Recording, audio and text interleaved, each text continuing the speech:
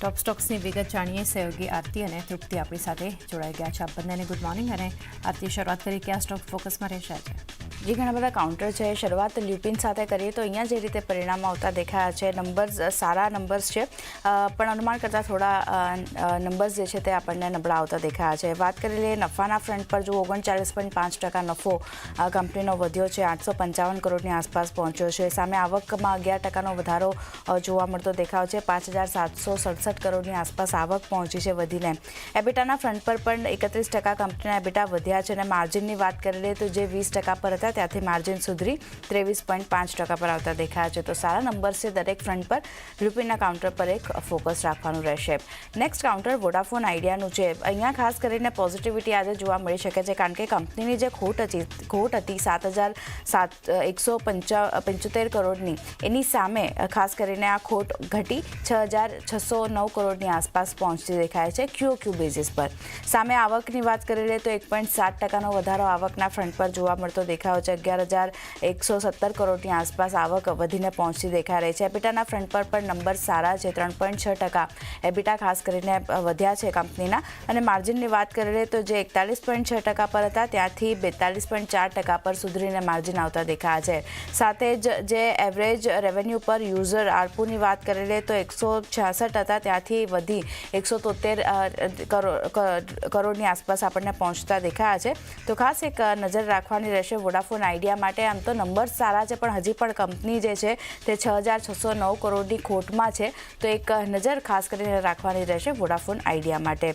Brokerage report જે આવ્યો છે, CLSAનો રિપોર્ટ આવ્યો છે વોડાફોન આઈડિયા માટે. તેમણે અંડરપરફોર્મ કોલ આપ્યો છે. ટાર્ગેટ ₹6 પ્રતિ શેરના તેમના તરફથી કરવામાં આવ્યા છે. Q3 આવક જે છે તે અનુમાન કરતાં ઓછી રહેતી દેખાઈ રહી છે, પણ એબિટા ઇનલાઇન રહ્યા છે. પણ આવક જે રીતે ઓછી થઈ છે એને કારણે તેઓએ અંડરપરફોર્મ કોલ આપ્યો છે. તો એક નજર વોડાફોન પર રાખવાની રહેશે. નેક્સ્ટ કાઉન્ટર સેલનું કાઉન્ટર છે. અહીંયા મિશ્ર નંબર્સ આવતા દેખાઈ રહ્યા છે, કારણ કે નફો 66.5% કંપનીનો ઘટ્યો છે, 141 કરોડની આસપાસ પહોંચ્યો છે. પણ સામે આવકમાં જુઓ 4.9%નો વધારો જોવા મળતો દેખાયો છે, 24,489 કરોડની આસપાસ આવક પહોંચી છે. એબિટાના ફ્રન્ટ પર 5.3% કંપનીના એબિટા ઘટ્યા છે, 2,029 કરોડની આસપાસ પહોંચ્યા છે. અને માર્જિનમાં પણ દબાણ જોઈ રહ્યા છે, જે 9.2% પર માર્જિન હતા ત્યાંથી ઘટી અને 8.3% પર યર ઓન યર બેઝિસ પર આ નંબર જોઈ રહ્યા છે. તો એક મિશ્ર નંબર્સ છે. માત્ર આવક વધી છે, પણ બાકીના દરેક ફ્રન્ટ પર નબળા નંબર્સ છે. સેલના કાઉન્ટર પર ફોકસ રાખવાનું રહેશે. એસ્ટ્રાઝેનેકાની વાત કરી લઈએ તો અહીંયા પણ નંબર્સ જુઓ તમે જે રીતે આવતા દેખાયા છે. Q3માં આવક 94.9% આપણને વધતી દેખાઈ રહી છે, 30 કરોડની આસપાસ આવક પ્રોફિટ જે છે તે પહોંચ્યો છે. સામે આવકની વાત કરી લઈએ તો અહીંયા 44%નો વધારો જોવા મળતો દેખાયો છે, 440 કરોડની આસપાસ આવક વધીને આવતી દેખાઈ રહી છે. એબિટાના ફ્રન્ટ પર જે 15.1 કરોડ પર એબિટા હતા ત્યાંથી સારા એવા સુધરી અને 76.9 કરોડ પર આપણને એબિટા જે છે તે પહોંચતા દેખાયા છે. અને માર્જિન પણ ઘણા સુધર્યા છે, 4.9%ની સામે માર્જિન સુધરી 17.5% પર આવતા દેખાયા છે. તો દરેક ફ્રન્ટ પર સારા નંબર્સ છે. અને એબિટા માર્જિનમાં એક સારો ઉછાળો આપણને જોવા મળતો દેખાયો છે. તો એક પોઝિટિવિટી અહીંયા બનતી દેખાઈ શકે છે. એસ્ટ્રાઝેનેકા અહીંયા એક નજર રાખવાની રહેશે. HEGની વાત કરી લઈએ તો અહીંયા પણ મિશ્ર નંબર્સનું રિએક્શન જોવા મળશે, કારણ કે નફો 90.9% કંપનીનો વધ્યો છે, 83 કરોડની આસપાસ પહોંચતો દેખાયો છે. સામે આવકની વાત કરી લઈએ તો ત્યાં 14.9%નો ઘટાડો નોંધાયો છે.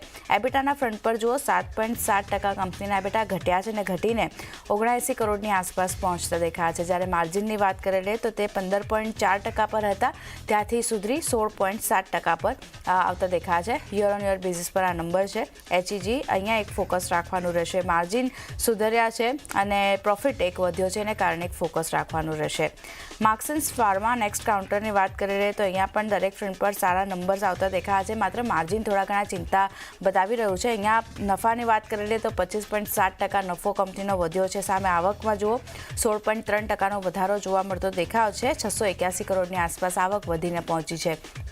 એબિટાના ફ્રન્ટ પર જોઈએ તો 4.2% કંપનીના એબિટા વધી 138 કરોડની આસપાસ પહોંચ્યા છે, જ્યારે માર્જિન થોડા ઘણા ઘટ્યા છે, જે 22.7% પર હતા ત્યાંથી ઘટી 20.3% પર આવતા દેખાય છે. તો માર્જિન એક ચિંતા બતાવ્યો છે, પણ બાકીના દરેક ફ્રન્ટ પર સારા નંબર્સ છે, નજર રાખવાની રહેશે. અહીંયા બર્જર પેઇન્ટ્સના નજર કરી લઈએ તો અહીંયા પણ મિશ્ર નંબર્સ આવતા દેખાયા છે. નફો 1.6% આપણને ઘટતો જોવા મળ્યો છે.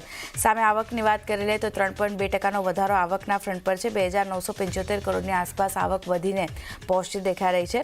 એબિટાના ફ્રન્ટ પર જુઓ 1.7% કંપનીના એબિટા ઘટ્યા છે અને માર્જિન જે 16.7% પર હતા ત્યાંથી ઘટી 15.9% પર આવતા દેખાયા છે. તો અહીંયા પણ એક મિશ્ર નંબર્સ છે. બર્જર પેન્ટ પર ખાસ એક ફોકસ રાખવાનું રહેશે. રેલ કાઉન્ટરમાંથી ઇરકોન ઇન્ટરનેશનલના નંબર્સ જોઈએ તો ખાસ કરીને દબાણ બનતું દેખાયું છે, કારણ કે નફો 64.4% ઘટ્યો છે. સામે આવકમાં 10.8%નો ઘટાડો જોવા મળતો દેખાયો છે. એબિટાના ફ્રન્ટ પર પણ નબળા નંબર્સ છે. 48.9% એબિટા ખાસ કરીને ઘટ્યા છે કંપનીના, અને માર્જિન જે 8.8% પર હતા ત્યાંથી ઘટી 5%ની આસપાસ રહેતા દેખાયા છે. તો દરેક ફ્રન્ટ પર ખરાબ નંબર્સ છે. ઇરકોન ઇન્ટરનેશનલ આજે એક નેગેટિવિટી અહીંયા બનતી દેખાઈ શકે છે. પણ આઈઆરસીટીસીની વાત કરી લઈએ તો અહીંયા જુઓ ખાસ કરીને સારા નંબર્સ આવતા દેખાઈ રહ્યા છે. નફો 13.7% વધ્યો છે. સામે આવકમાં 10%નો વધારો જોવા મળતો દેખાયો છે. એબિટાના ફ્રન્ટ પર પણ નંબર્સ સુધર્યા છે. 5.7% કંપનીના એબિટા વધ્યા છે, પણ માર્જિન અહીંયા પણ ચિંતા બતાવી રહ્યા છે. 35.3%ની સામે માર્જિન ઘટી 34%ની આસપાસ પહોંચ્યા છે, અને કંપનીએ ₹3 પ્રતિ શેરના ડિવિડન્ડની વચગાળાના ડિવિડન્ડની જાહેરાત પણ કરી છે. તો એક આઈઆરસીટીસી અને ઇરકોન આ બંને કાઉન્ટર આજે ફોકસમાં રાખવાના રહેશે. એનબીસીસીની વાત કરી લઈએ તો અહીંયા સારા નંબર્સ આવતા રહે. દરેક ફ્રન્ટ પર નંબર સુધર્યા છે. નફો 25.1% વધતો જોવા મળ્યો છે. આવકમાં 16.6%નો વધારો નોંધાયો છે. એબિટાના ફ્રન્ટ પર 22% કંપનીના એબિટા વધ્યા છે, અને માર્જિનની વાત કરી લઈએ તો જે 4.8% પર હતા ત્યાંથી સુધરી 5%ની આસપાસ માર્જિન પણ પહોંચતા દેખાયા છે. તો એક સારા નંબર છે દરેક ફ્રન્ટ પર. એનબીસીસી અહીંયા પોઝિટિવિટી જોવા મળી શકે છે. અને છેલ્લે મારા તરફથી બિરલા સોફ્ટની વાત કરી લઈએ તો અહીંયા મિશ્ર પરિણામનું રિએક્શન જોવા મળશે. નફો 27.4% ઘટ્યો છે, પણ સામે આવકમાં એક વધારો આપણે જોઈ રહ્યા છે. 1.5% કંપનીની આવક વધી છે. એબિટાના ફ્રન્ટ પર જુઓ 26.4%, એબિટા ઘટી 142 કરોડની આસપાસ પહોંચતા દેખાયા છે, જ્યારે માર્જિન જે 14.4% પર હતા ત્યાંથી ઘટી 10.4%ની આસપાસ પહોંચતા દેખાયા છે. તો એક મિશ્ર નંબર્સ છે, નજર રાખવાની રહેશે. અહીંયા નોમુરાનો એક બ્રોકરેજ રિપોર્ટ આવ્યો છે બિરલા સોફ્ટ માટે. નજર કરી લઈએ તો તેમણે ન્યુટ્રલ કોલ આપ્યો છે. લક્ષ્યાંક ₹560 પ્રતિ શેરના તેમના તરફથી કરવામાં આવ્યા છે. તેમનું માનવું છે કે રેવન્યુ જે છે એના લેવલ પર થોડું ઘણું મિસઆઉટ આપણે જોઈ રહ્યા છે, પણ માર્જિન લેવલ જે છે તે આગળ જતાં આપણને સુધરતા જોવા મળી શકે છે, એટલે તેઓએ ન્યુટ્રલ કોલ આપ્યો છે. તો અહીંયા એક ફોકસ રાખવાનું રહેશે બિરલા સોફ્ટ માટે. તો ઘણી બધી કંપનીઓ છે જેમાં આપણને બ્લુપિન છે, વોડાફોન આઈડિયા પર ખાસ એક ફોકસ રાખવાનું રહેશે. પણ તૃપ્તિ, અન્ય પણ ઘણા બધા કાઉન્ટર છે જ્યાં સમાચારનું રિએક્શન જોવા મળશે. ક્યાં ફોકસ? ગુડ મોર્નિંગ આરતી, તમે સાચી વાત કરી. મારી પાસે જેટલા પણ ન્યૂઝ છે બધા સ્ટોક્સ ઇન ન્યૂઝને એમ કહી શકે કે ન્યૂઝ બેઝ પર છે. શરૂઆત હું હેપી ફોર્જન્સથી કરીશ. અહીંયા એમઓયુ મળવાના સમાચાર આપણે સમક્ષ આવતા જોવા મળી રહ્યા છે. કંપનીએ ગ્લોબલ ક્લાયન્ટ સાથે અહીંયા એમઓયુ કર્યા છે.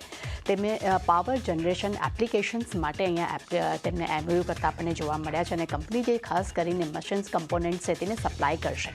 અને કંપનીનું વાર્ષિક વોલ્યુમ જે છે તે લગભગ 95 કરોડનું રહેશે, અને કંપનીને લગભગ 160 કરોડ વાર્ષિક ધોરણે આવકની પણ તેઓ અપેક્ષા રાખી રહ્યા છે. એટલે આ કાઉન્ટર ખાસ આપણને ફોકસમાં જોવા મળી શકે છે. ત્યારબાદ નજર કરશું આપણે જ્યુપિટર વેગન્સ પર. અહીંયા પણ એલઓઆઈ મળ્યો છે, એટલે એમ કહી શકાય સિમ્પલ ભાષામાં કે કંપનીને ઓર્ડર મળ્યો છે. તેમને અંબુજા સિમેન્ટ અને એસીસી પાસેથી અહીંયા તેમને એલઓઆઈ મળ્યો છે, અને 600 કરોડના ઓર્ડર્સ માટે કંપનીને અહીંયા આપણને ઓર્ડર્સ મળતો જોવા મળ્યો છે. એટલે આ કાઉન્ટરમાં ફોકસમાં છે. એલઓઆઈ એટલે કે ઓઇલ ઇન્ડિયા પર અગર નજર કરશું ત્યાં પણ એમઓયુ કંપનીએ કર્યા છે. ખાસ કરીને તેમને બ્રાઝિલના પેટ્રોબ્રાસ સાથે તેમને અહીંયા એમઓયુ કર્યા છે, અને હાઇડ્રોજન રિસોર્સિસ એક્સપ્લોરેશન છે તેના માટે, તેના ઉત્પાદન અને તેના સપ્લાય માટે તેમને આ કરાર કર્યા છે. એટલે કાઉન્ટર્સ પણ ખાસ આપણા ફોકસમાં રહેશે. ત્યારબાદ નજર કરશું BHEL પર. અહીંયા કંપનીએ એલઓએ કર્યા છે, એલઓઆઈ કર્યા છે, એટલે અહીંયા પણ કંપનીને ઓર્ડર મળ્યો છે. તેમને દામોદર વેલી કોર્પોરેશન પાસેથી 6,200 કરોડનો ઓર્ડર્સ મળતો જોવા મળ્યો છે, જેમાં કંપની ખાસ કરીને પશ્ચિમ બંગાળના પુરુલિયામાં તેઓ 600 મેગાવોટનો પાવર પ્લાન્ટ તેઓ શરૂ કરશે. એટલે BHELનું કાઉન્ટર હમણાં આપણે ઘણા સમયથી ફોકસમાં પણ જોઈ રહ્યા છે. સારો ટ્રેન્ડમાં પણ આપણને આવતો જોવા મળ્યો છે, અને એક પોઝિટિવ સમાચાર સાથે પણ આ કાઉન્ટર આજે આપની સમક્ષ આવતું જોવા મળ્યું છે. એટલે આ કાઉન્ટર ખાસ ફોકસમાં જોવા મળી શકે છે.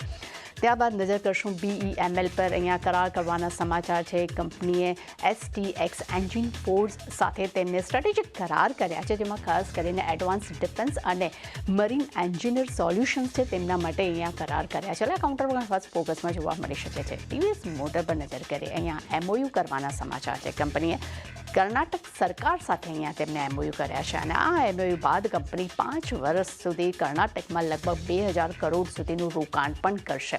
એટલે TVS મોટર પણ ખાસ ફોકસમાં રહેશે. ત્યારબાદ નજર કરશું DLM પર. અહીંયા ઉત્પાદન કરાર કર્યા છે. કંપનીએ બોઈંગ ગ્લોબલ સર્વિસ સાથે તેમને ઉત્પાદન કર્યા છે, જેમાં તેઓ મશીનના પાર્ટ્સ છે એનું ઉત્પાદન કરવાનું, તેને એસેમ્બલ્સ કરવાનું કામ કરશે. તેના માટે આ કરાર કરતા આપણને જોવા મળી રહ્યા છે. એટલે આ કાઉન્ટર પણ ફોકસમાં છે. મારુતિ સુઝુકી જે સમાચાર આવી રહ્યા છે આની પહેલાં પણ આના પર ઘણી બધી આપણે ચર્ચા કરી છે કે મર્જરની ડેટને લઈને ક્યારે કંપની જે છે તેઓ સબસિડરી કંપની તેમની જે સુઝુકી મોટર ગુજરાત સાથે તેઓ મર્જ કરવા જઈ રહેવાના હતા. તેના સમાચાર આપણે આની પહેલાં ઘણી વખત ડિસ્કશન કર્યા છે, પરંતુ હવે તે મર્જરની ડેટ નક્કી થઈ ગઈ છે અને 1 એપ્રિલ 2000 સુધીમાં કંપની આ મર્જરની જે પૂરી પ્રક્રિયા જે છે તેઓ પૂર્ણ કરશે. એટલે મારુતિ સુઝુકી આ કારણસર આજે ખાસ ફોકસમાં જોવા મળી શકે છે. ત્યારબાદ નજર કરશું HG ઇન્ફ્રા પર. અહીંયા કંપનીને LOA મળ્યો છે, એટલે કંપનીને ઓર્ડર્સ મળ્યા છે. ખાસ કરીને કંપનીએ DEC ઇન્ફ્રા સાથે મળીને, એટલે કે એમની આ બંને કંપનીની જે JV છે તેને અહીંયા આપણને ઓર્ડર મળતો જોવા મળ્યો છે અને તેમને રેલ લેન્ડ ડેવલપમેન્ટ ઓથોરિટી પાસેથી તેમને LOA મળ્યો છે અને લગભગ 2195.68 એટલે કે કહી શકાય કે લગભગ 2200 કરોડનો પ્રોજેક્ટ માટેનો તેમને ઓર્ડર્સ મળતો આપણી સમક્ષ જોવા મળ્યો છે. એટલે ખાસ કરીને ચાની મારા રડારમાં જેટલા પણ છે એટલા ઓલમોસ્ટ બધા સ્ટોક્સી ન્યૂઝ જ છે. મોટા ઓર્ડર્સ મળ્યા છે, MOUs કર્યા છે કંપનીઓ. આજે દરેકમાં આપણને એક્શન જોવા મળી શકે છે. જી, તો પરિણામ અને